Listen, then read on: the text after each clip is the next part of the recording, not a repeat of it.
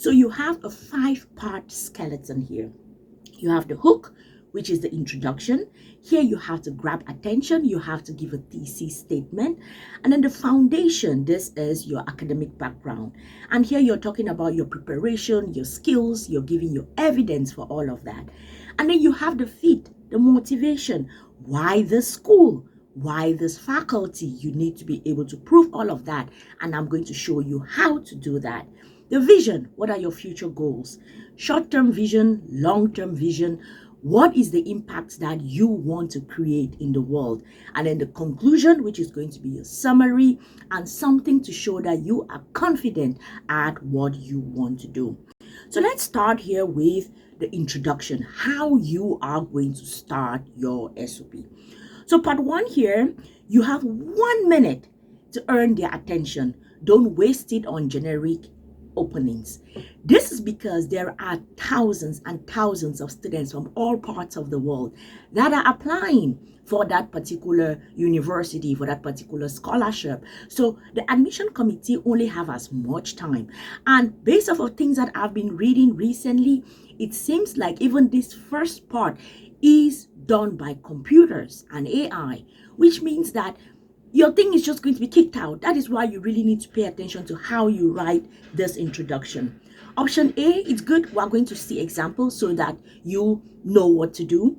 Option A, here you have the direct approach. This is it is best for research-heavy PhDs and sciences. Strategy, state clearly what you want to study and why immediately. For example, I'm applying to the Masters in Public Health to address the epidemiology of malaria in West Africa. Straight to the point, no beating around the bush. Let us look at option B, the narrative hook. Here, this is best for professional and human-centered programs, social sciences. The strategy here, you have to be brief, a relevant anecdote in illustrating your passion. For example, the first time I stepped into a rural clinic in Mumbai, I realized that policy, not just medicine, cures populations. That is very intriguing. You can be like, oh yeah, tell me more, right? The idea is for someone to say, tell me more. The next thing, the part 2 here, you're looking at your academic background, the evidence. You have to show proof. You have to show proof. So here we start with, don't just list your classes, show what you learned. A weak example of this is saying, I was a good student in biology and I learned a lot. Terrible idea. What you should say, which is stronger, is through Dr. Sylvie, Dr. Watikum, actually, people on X have been very, very intentional in making their thoughts known that I should not say Dr. Sylvie, I should say Dr. Watikum.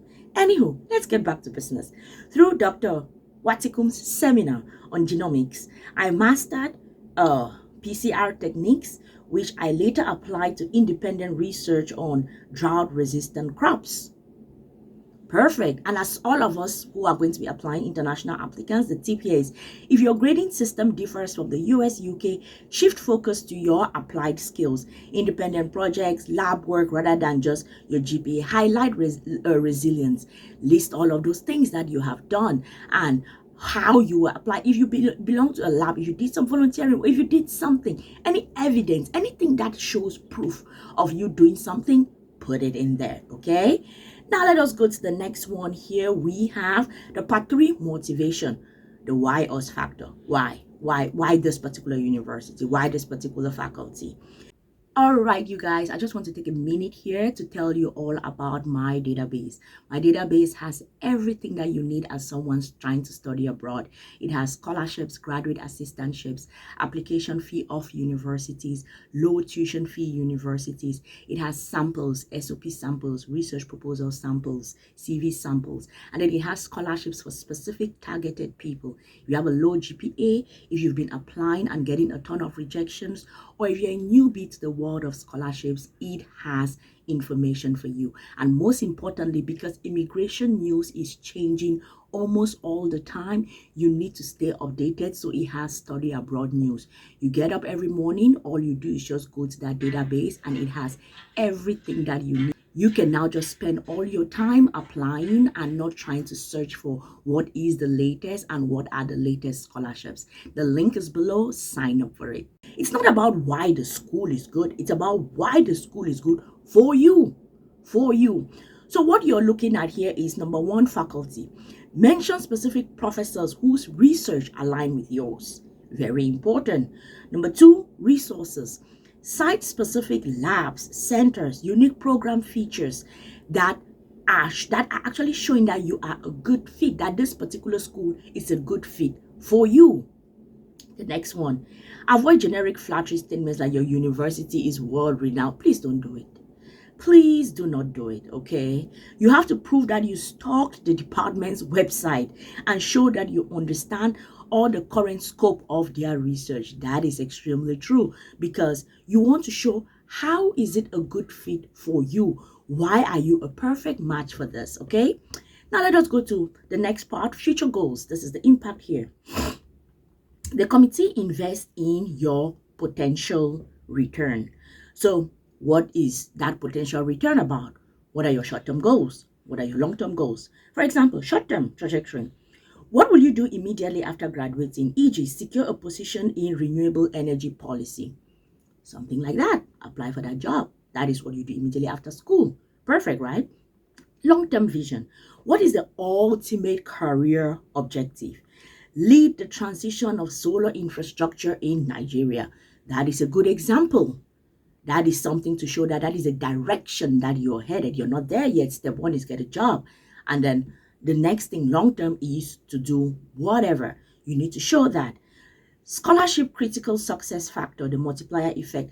How will you share this knowledge? And then give an example. Upon returning to Vietnam, I plan to collaborate with local NGOs to implement something.